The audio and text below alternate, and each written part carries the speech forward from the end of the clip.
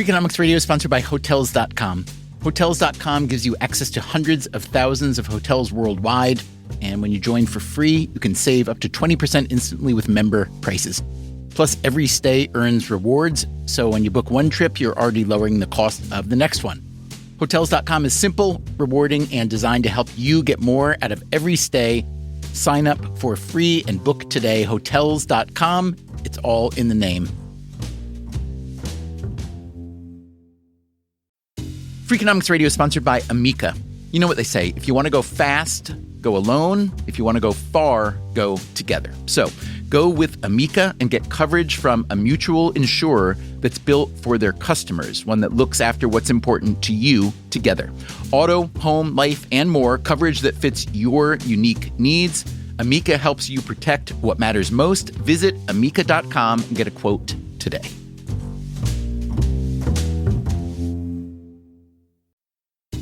Freakonomics Radio is sponsored by Mint Mobile. Ditch overpriced wireless with Mint Mobile. Cut your wireless bill to $15 a month at mintmobile.com/freak. Upfront payment of $45 for 3 months, $90 for 6 months, or $180 for 12 months. Plan required, $15 per month equivalent. Taxes and fees extra, initial plan term only. Greater than 50 gigabytes may slow when network is busy, includes up to 20 gigabytes hotspot. Capable device required. Availability, speed, and coverage varies. See mintmobile.com.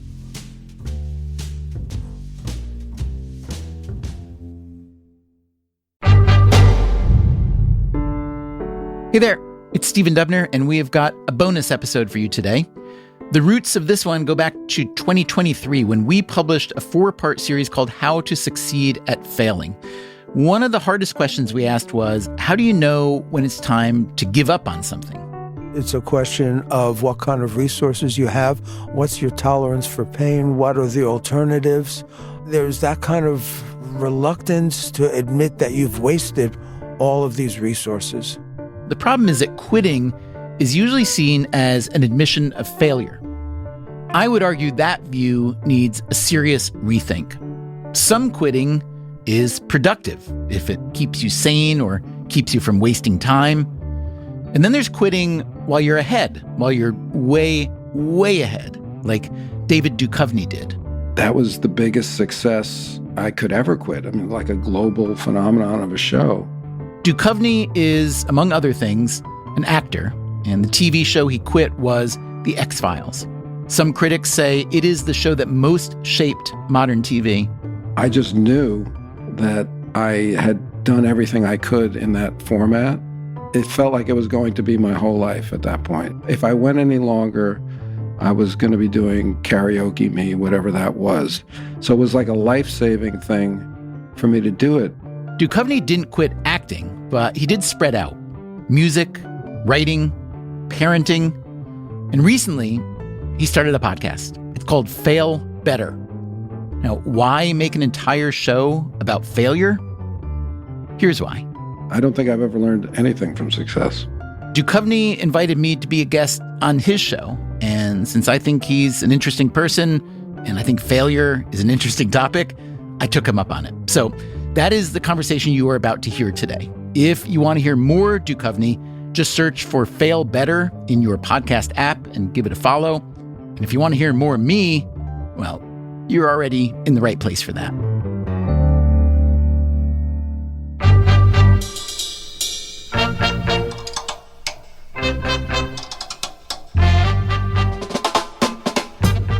This is Freakonomics Radio, the podcast that explores the hidden side of everything, with your host, Stephen Dubner, appearing today as a guest on the podcast Fail Better with David Duchovny.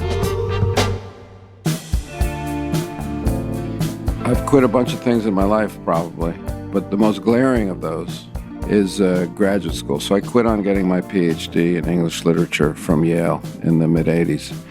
And it was something that my mother, till the day she died, asked me if I was going to go finish my PhD.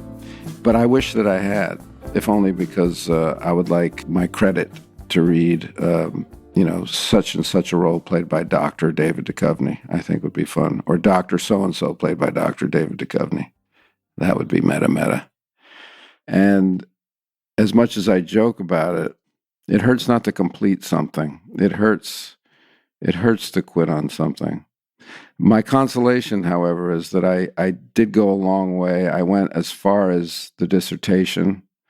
There was never one moment where I decided to quit. I kind of faded away from graduate school because I had started acting. I'd started riding my bicycle to the train station in New Haven, getting off at Penn Station in New York, riding my bicycle to my acting class and riding it back.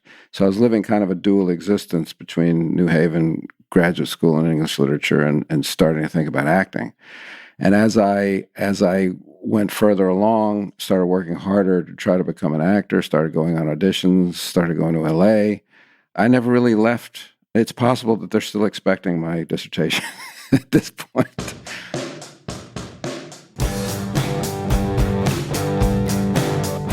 I'm David Duchovny, and this is Fail Better, a show where failure, not success, shapes who we are.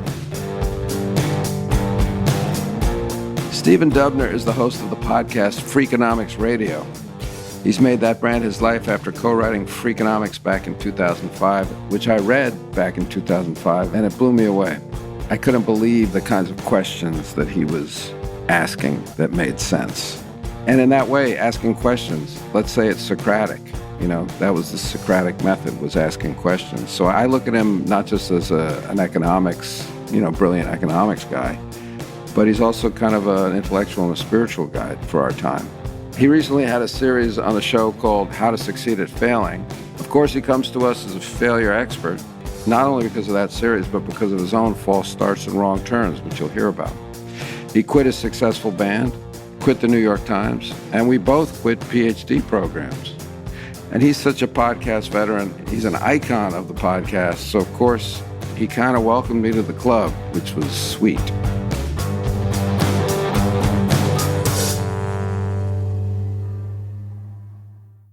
So, David, are you excited about having a podcast? I'm the last one not to have one, so I'm happy. Yeah, but most of the people who started them out of FOMO have stopped by now. So it's actually that's true. It's a good new moment. Well, you're early. I mean, you're a trendsetter. Yeah, I thought I was late. You did? Truly. At the time, you thought you were late? It's a good lesson. Like a lot of times when you think you're too late, you're just stupid. I want to talk about. I mean, I know where I'm coming from on failure. I just know. I know my soul. But I'm interested to hear. What's your origin story of failure?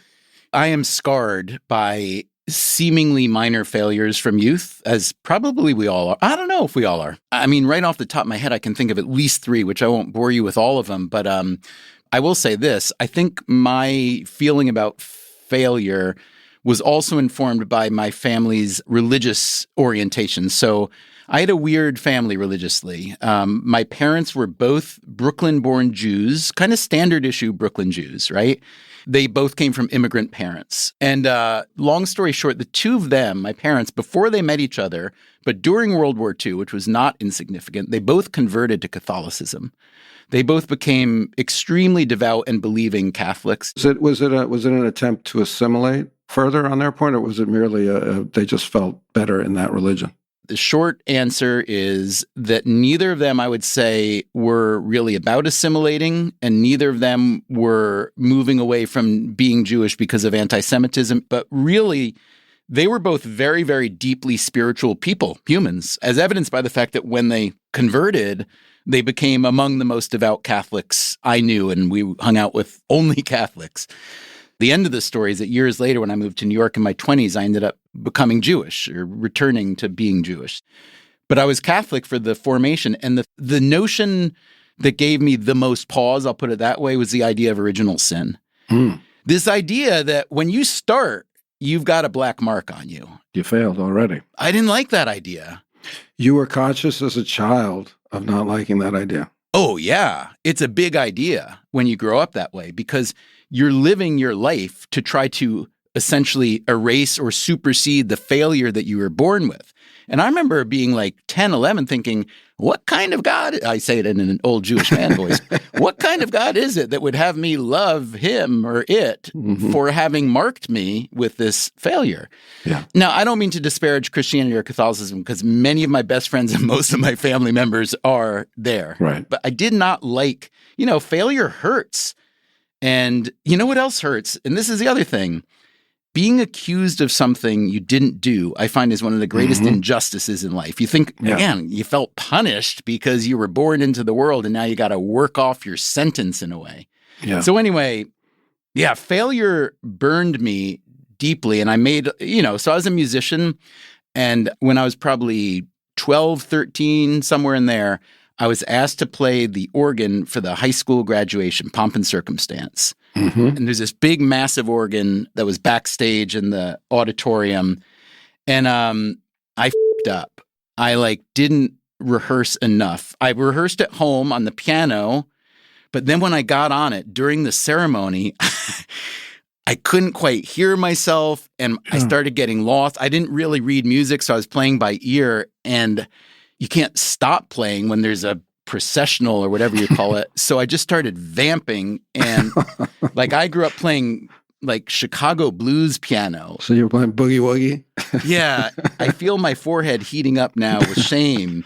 Yeah. And so it was a horrible experience. And the lesson I learned from that is you can never over-prepare for anything.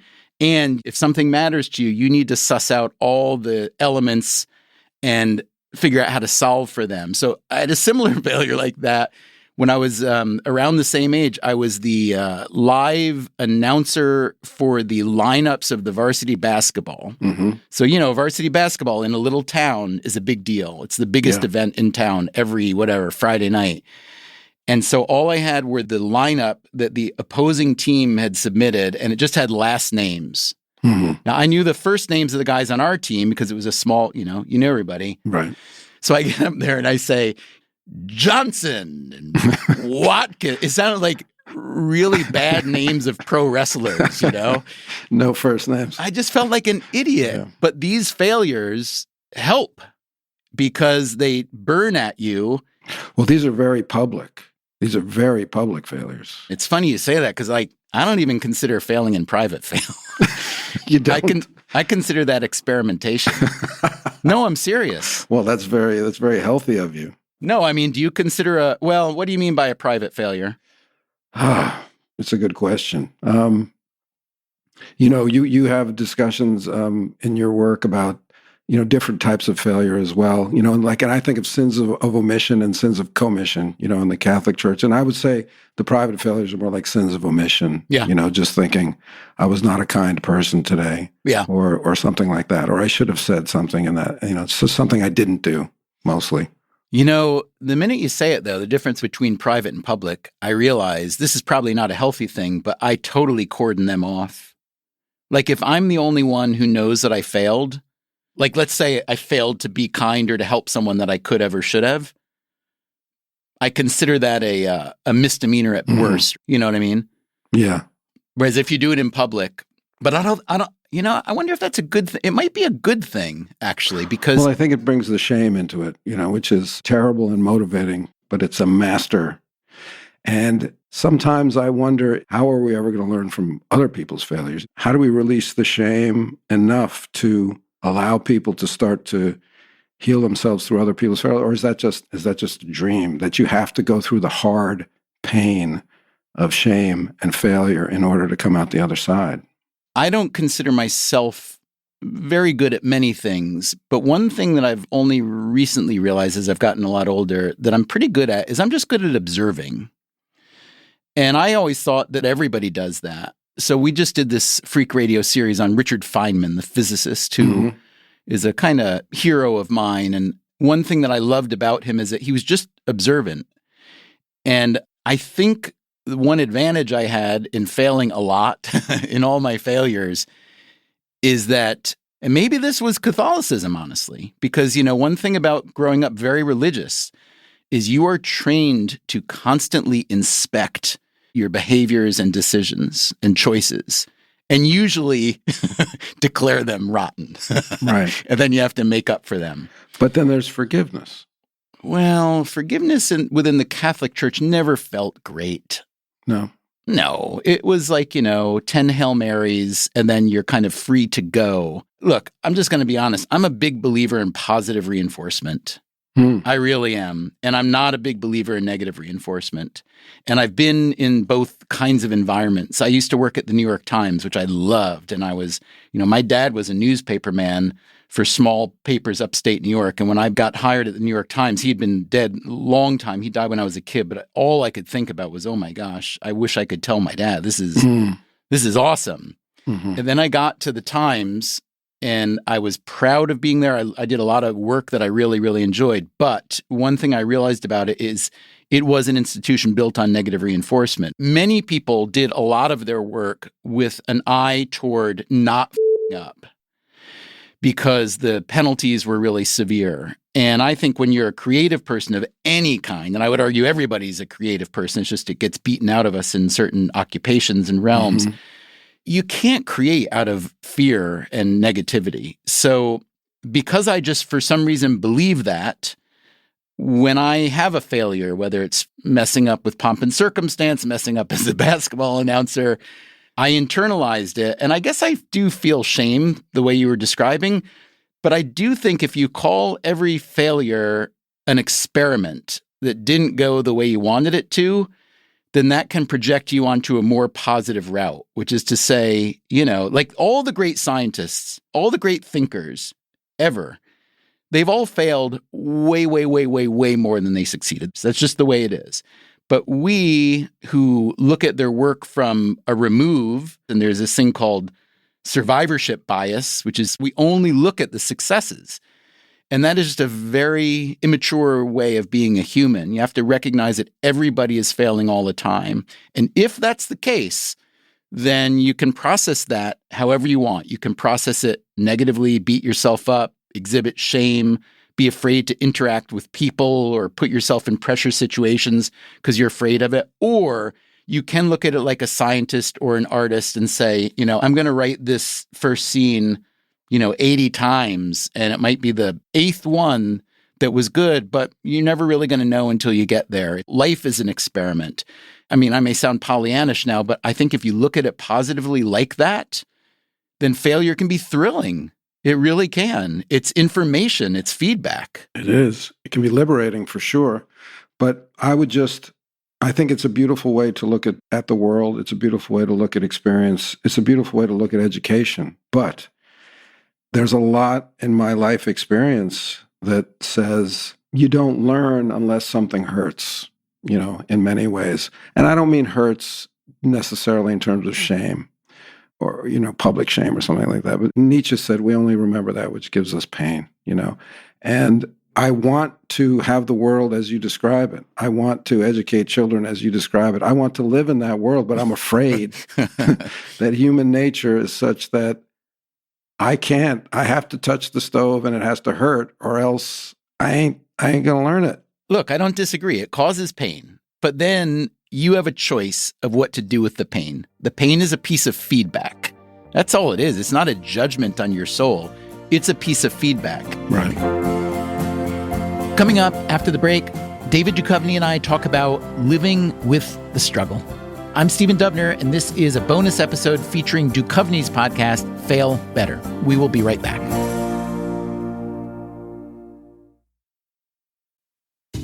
Freakonomics Radio is sponsored by USPS. In business, there's no room for guesswork. Every shipment matters, every deadline counts. That's why reliability is at the core of USPS Ground Advantage. Each package moves through a secure nationwide network tracked from dock to door with affordable upfront pricing and delivery you can depend on. Because knowing your logistics are handled lets you focus on everything else. Visit USPS.com/Ground Advantage to start shipping with confidence. USPS Ground Advantage. We mean business. Freakonomics Radio is sponsored by Principal, the perpetual pen tapper, the arbitrary fridge reorganizer, the holiday party planner that starts in May. Principal knows that your star employees have their work quirks. Principal also knows how much those employees mean to your business. You need them. They need benefits. Work with Principal so they can help your team with a retirement and benefits plan that's right for them. Principal Life Insurance Company, Des Moines, Iowa.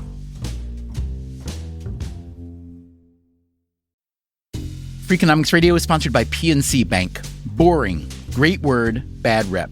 Yet time and time again here at Freakonomics, we find that when something culture-changing happens, boring things like calculations and careful planning are usually behind it.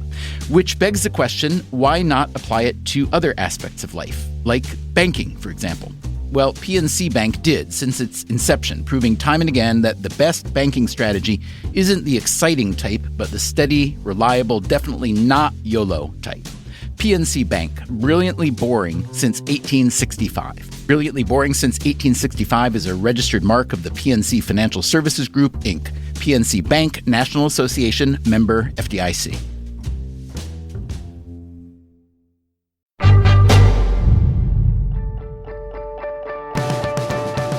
Okay, here is more of my conversation with David Duchovny from his podcast, Fail Better.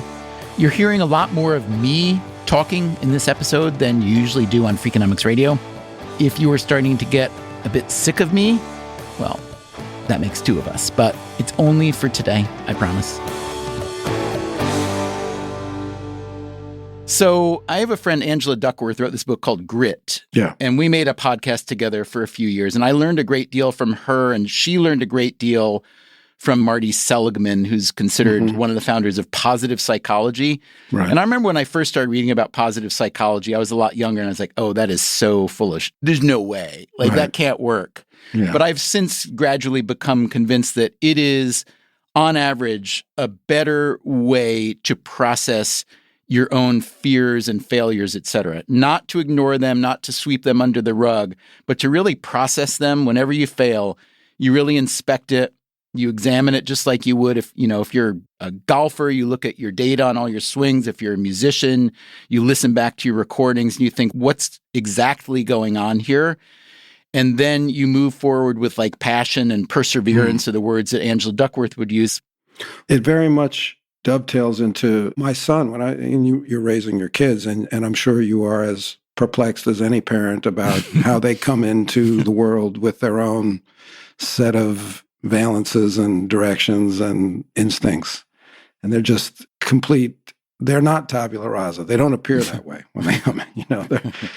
They're full tables, full tablets. So let's say my son, I'd call him a stoic from a very early age. And he would speculate the worst. And his mom and I were very perplexed at, where does this, what we thought of as pessimism, come from, And eventually we just came to the conclusion that he was softening the blow that might come. Should the worst happen, he's rehearsing it. So you could say, yes, positive thinking maybe creates a positive world. I don't know. You draw positive energy to you. I don't know.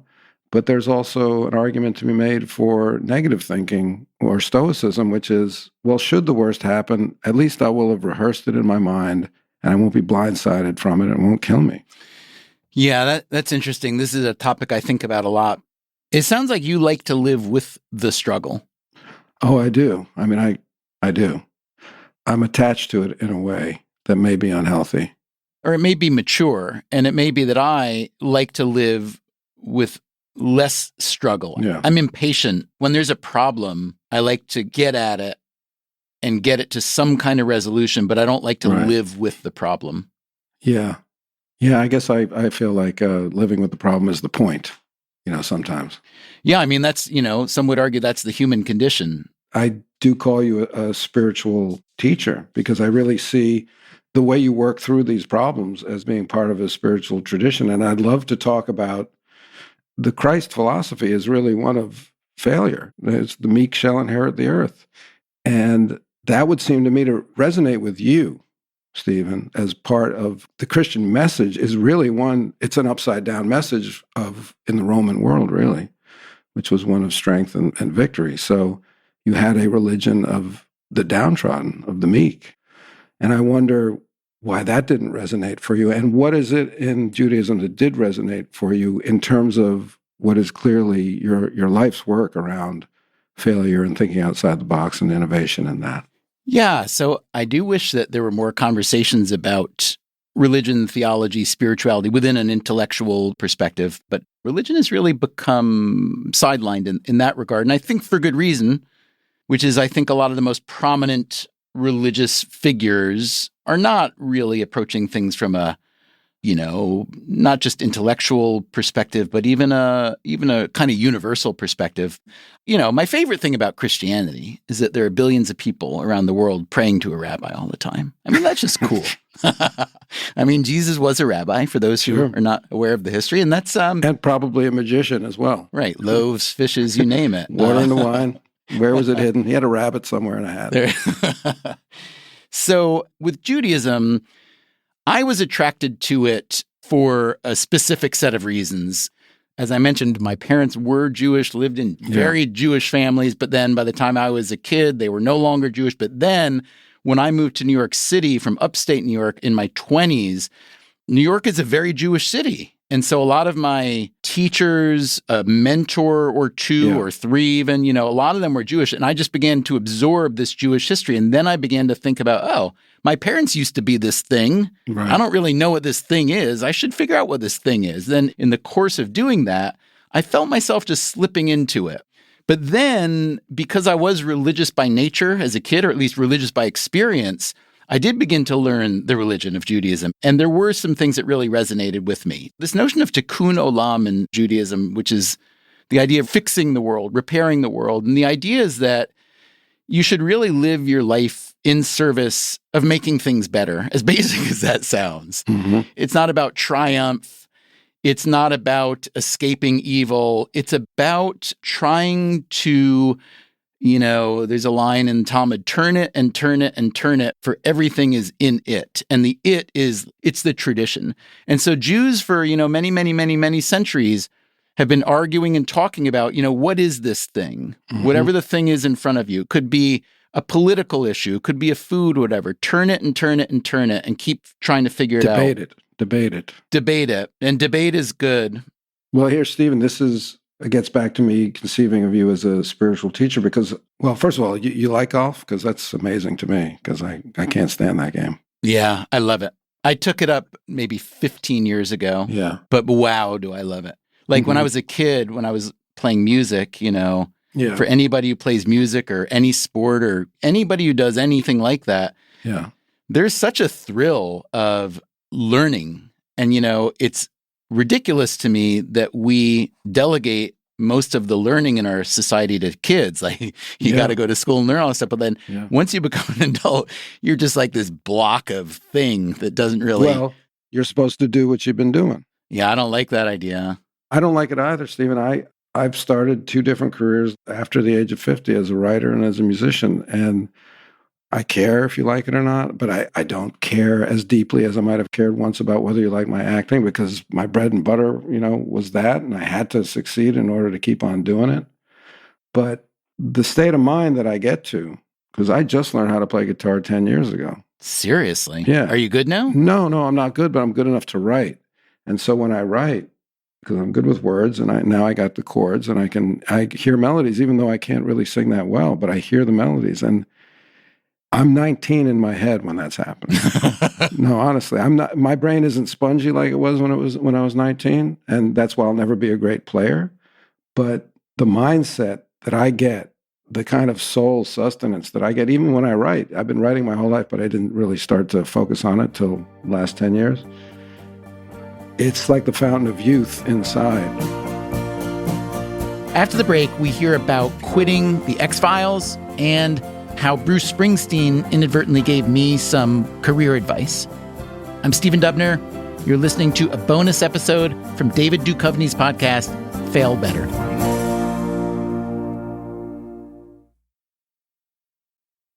Freakonomics Radio is sponsored by Everpure. Data is crucial to businesses, but managing it can create friction, risk, and manual work. Everpure transforms static data into a living system, intelligent, instantly accessible, secure, energy efficient, and ready to perform. Plus, there is zero downtime for upgrades and maintenance. Whether your data is in the cloud, on premises, or at the edge, Everpure makes data management so simple it feels like second nature. Tame your data chaos with Everpure. Visit everpuredata.com to learn more. Freakonomics Radio is sponsored by Angie. Angie's been connecting homeowners with skilled pros for over 30 years, and they've made it easier than ever to tackle home projects. Their nationwide network has experts in everything from plumbing and landscaping to roofing, remodels, and more. You can read verified reviews and request and compare quotes to find your best price. So join the millions of homeowners who use Angie to get the job done well. Download the Angie app today or visit angi.com.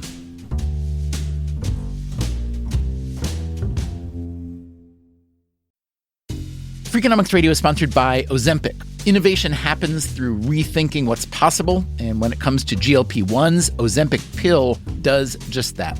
Learn more about Ozempic semaglutide tablets, 4 and 9 milligrams, by calling 1-833-OZEMPIC or visit Ozempic.com to view the medication guide and ask your doctor what's possible with FDA-approved Ozempic pill.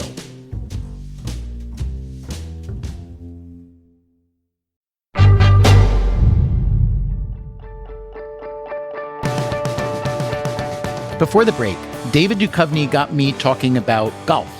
Really, it was about the thrill of learning new things as an adult, but because I love golf, that's where my mind went. What I love about golf is you are trying to get your mind to cooperate with your body in a way that is kind of like music, kind of like writing, kind of like business, but different than all of them. And it's really hard. And when you sync it up, it feels good. And I like being a person that gets older, learning to do new things, because I believe one of the most powerful emotions that any of us can have is the feeling of accomplishment. And failure is a part of accomplishment. It's just simple as that. So if you want to get the high of accomplishing, you have to go through failure to get it. And I look at it as like the work that you do. Failure is the work that you do to get to the thing you want, knowing that you might not even get to the thing you want, but you're still going to be better off having tried. That's the way I look at failure overall. But there is a point at which you say quit.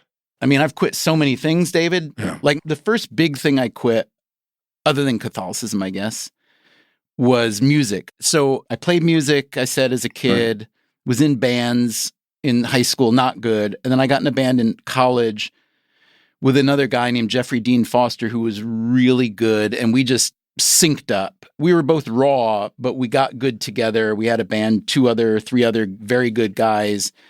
And then we ended up going through all the stuff you go to, traveling, touring, being bad, playing covers, starting to write songs, et cetera, et cetera.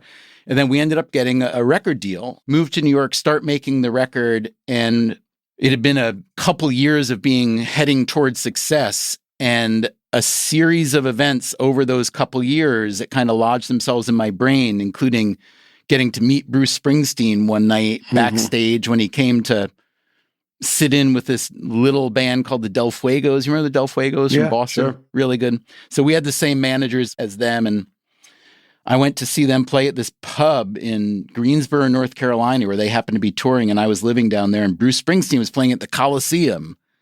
And he stopped by, told him he liked their record, and then they're just talking between sets with all the beer in the back. And this was right when Born in the USA was out. Right. You know, he'd been great. If you liked Springsteen, he was like god. Yeah. And then Born in the USA was like the big commercial record that made him a superstar. And he didn't say it in these words, but the message I took from that night is, if I knew that this is what it means to be famous, I don't know if I'd wanted to be famous so much. Right. So it's the trap of success, or success being its own type of failure in a way. What lesson can you ever learn from success, I guess, is the flip side to what we're talking about today. And I would say nothing. No, honestly, I don't think I've ever learned anything from success. Is that true? Why do you think that is? I don't know why it is. I think it goes back to hurt, because failure sends you inward and you start to think. I quit a hugely successful television show, after 7 or 8 years, that was long enough. I quit the X-Files, and that was the biggest success I could ever quit. I mean, like a global phenomenon of a show. And yet, to quit, quit can be very noble and strong and courageous. But I have to say, maybe you felt this when you quit the Times, maybe if you quit your band, but when you do quit an enterprise, you also quit people. It's like quitting a family. And there's a lot of pain that comes with stopping a train that's moving happily along, just because I've got some misgivings about it, And I still to this day, I carry misgivings about myself. Yeah. What you did is, I think, harder because what you just said, I don't want to say letting people down, but you're changing the calculus of the lives of a lot of people around you. Mm-hmm. Mm-hmm. When I quit the band, it wasn't like that because I think, there were two of us who were singer-songwriters, and now there was one. And in a way that made it a clearer path for them. So they may have missed me, they may not have. But when I quit the Times, they didn't, that didn't matter to the Times. But you were, there's what's that phrase in entertainment contracts? Key man clause, right? Key man clause, sure. You were the key man. I will take key man if I have to. So how many people were how pissed off at you as a result of quitting that enterprise? Well, I mean, the show continued. It went another year after I left. So it didn't feel like, I had taken bread out of people's mouths immediately. What was the state of popularity at the time you quit? Well, it was waning. I mean, it had reached its peak, but it was complicated. It was complicated to do that. It's like disconnecting from a power source. I mean, I wonder, you have your mainstream of creativity, which is Freakonomics and now the podcast. And are there any days that you wake up and feel like the boss and go, I don't feel like singing this song today. I'd rather try and write that novel. I would say two things about that. One is I built a little company to do this. So we're 15, 20 people. And I do think about that. So I'm not saying I will never stop. Mm-hmm. But, this past year, we had our first 2 Freakonomics Radio babies born, 2 women on the staff, both had kids. And yeah. I like having a company that is solid enough and real enough that people come here to work and they get, parental leave. And we built a thing. And so that's very meaningful. Sure. In terms of waking up and saying, I don't feel like writing this. I don't want to play Born in the USA today. The one thing I will say about that I learned from my friend Angela Duckworth, we became friends because she wrote this book, Grit, and I interviewed her for Freakonomics Radio for some episode we were doing years and years and years ago. Then we started hanging out, and I realized she's awesome and would be a great collaborator, and then we collaborated. But the very first time I believe this was the first time I ever talked to her, really, I asked her, if you think about grit versus quit, how do you know? How do you know when you should stick it out or how much more it will take? And there are 2 dimensions. There's one is, can you get good enough where it will be fruitful for you? But also, do you want to do that thing?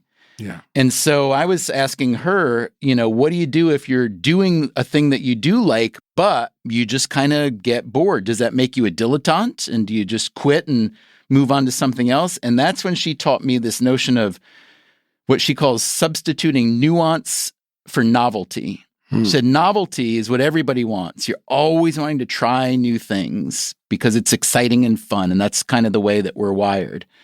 But if you're not in a position where novelty is an option, let's say, I'm married and I have a spouse, and I might like to be married to that person or that person. Well, that's, there are pretty high transaction costs there, and maybe you don't want to do that. But nuance for novelty means that within the thing that you're doing, let's take this back to work and not marriage or whatever, find different ways to make it exciting to you by nuance. So when she taught me that lesson, probably 6, 7, 8 years ago, that was a turning point for me with Freakonomics Radio. I've now been doing it 14 years. And honestly, I think it's more fun for me now than ever because she helped me conceive of a sort of creative framework whereby my show is whatever I want it to be. But don't tell anybody. Don't tell it because you're not really doing Freakonomics anymore. Yeah. One of the things I was struck by during the pandemic was, I don't know if you're a basketball fan, but The Last Dance came on. Yeah. And it became this hothouse hit because everybody was home. It seemed like everybody was watching the Jordan Bulls. Look, I love Michael Jordan. To me, the best player ever. I couldn't love him anymore. But when I watch him give his Hall of Fame speech and, holding a grudge against a kid in high school, the crazy need to win. And then I see a country applauding this as if that's what you got to do to be a winner. Mm-hmm. You have to be a killer. You have to humiliate the loser. And I'm wondering, what country are we living in? And coming off of, obviously, we don't want to talk about Trump, but here's a guy who can't lose. Here's a guy who his entire life is trying to reinterpret his biggest loss. Before that, he lost billions of dollars as a businessman, and he's, litigated that through lies as well. So we have two major, let's call them aspirational figures.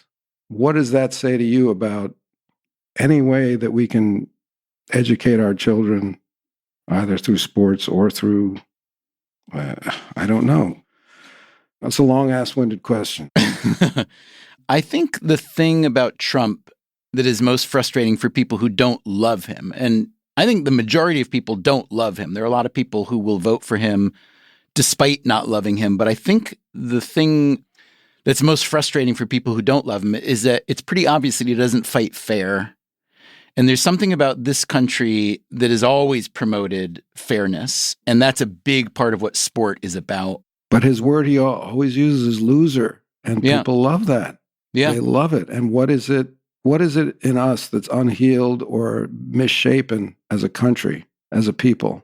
Trump had, long before he ran for president, he had a long history of golf. He's played golf. Cheating at golf. Yeah. Anybody who's ever played with him, who has any ounce of truth to them, will tell you, big cheater. And in golf, if you play golf, you always encounter a cheater or two, and then you stay away from that person because it's a game of character, it's supposed to be, at least.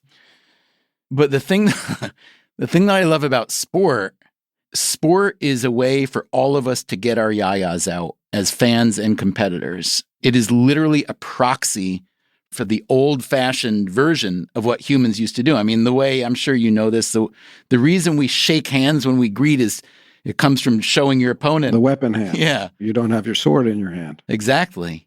So, I love the fact that we have developed this whole system of sport that is really, if you think about sport, it's really different if you're talking about participatory or spectator. Scott Galloway, this, I think, really smart guy, teaches at NYU. He says the success of a young human, especially of the male variety, will be a direct proportion of the hours that they sweat versus the hours that they watch other people sweating. And I think about that because, I sometimes enjoy watching other people sweating on a Sunday afternoon, whatever, especially if you're playing fantasy football. But it saddens me that what should be a play acting version of war is harnessed to give inspiration to people who really want to hate. Right. But the fact is we attach ourselves to these tribal affiliations with the zeal of people living in Babylonia 5,000 years ago. So, the world is complicated. It's easy to beat up the people who do the stuff you hate. But I do feel that for all of us, there's a lot of upside in seeking out the people who are just quietly putting their head down, figuring stuff out, experimenting, and failing. And I think that's a nice role model. I agree with you. I tried to do that for my kids. I would constantly tell them, I feel like a failure, constantly. How do they respond to that? I don't know. They would just nod. Well, this was a pleasure, Stephen. Thank you. Thank you for coming on and trusting me. I love the conversation, love getting to know you a little bit, and I predict great things for this podcast because, what can go wrong with a podcast about failure, right? Yeah, exactly. I mean, if I fail, I succeed. Thanks to David Duchovny for this conversation. His show is called Fail Better. To hear it, just search for Fail Better in your podcast app. We will be back soon with a regular episode of Freakonomics Radio. Until then, take care of yourself. And if you can, someone else too. Fail Better is a production of Lemonada Media in coordination with King Baby. It's produced by Keegan Zima, Aria Bradshi, and Donnie Matias. The engineer is Brian Castillo. Freakonomics Radio is produced by Stitcher and Renbud Radio. You can find our entire archive on any podcast app, also at Freakonomics.com, where we publish transcripts and show notes. This episode was produced from our side by Augusta Chapman.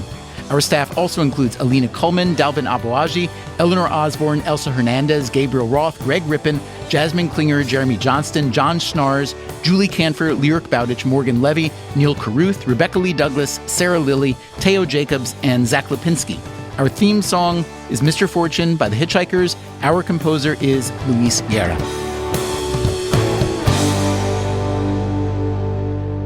Nothing funny today. It's raining. That doesn't make it not funny, but maybe that's my mood. Wish I had something funnier for you. I'm hearing my voice. It just doesn't even sound like it could get near the country of funny. The Freakonomics Radio Network, the hidden side of everything. Stitcher.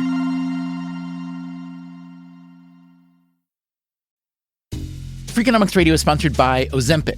Innovation happens through rethinking what's possible, and when it comes to GLP-1s, Ozempic pill does just that.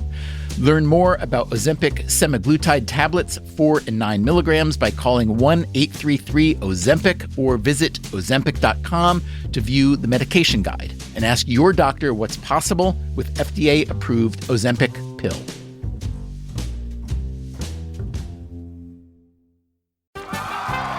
Welcome back to Should I See a Doctor? Contestant, you're camping when a rash appears on your leg. Do you A, ignore it, B, frantically search the internet, or C, use telehealth through Walmart? Telehealth through Walmart? Who knew? Oh, I'm going to say C, Walmart. Correct. Walmart can connect you with 24/7 virtual medical care. You genius, you. Well, I can fold a fitted sheet. Walmart. Who knew? Telehealth services offered by third-party providers. Restrictions and fees may apply. It's smart to always have a few financial goals. And a really smart one you can set? Earning cash back on what you buy every day. And with Discover, you can. Get this. Discover automatically matches all the cash back you've earned at the end of your first year. Seriously, all of it. And we trust you to make smart decisions. After all, you listen to this show. See terms at discover.com/creditcard.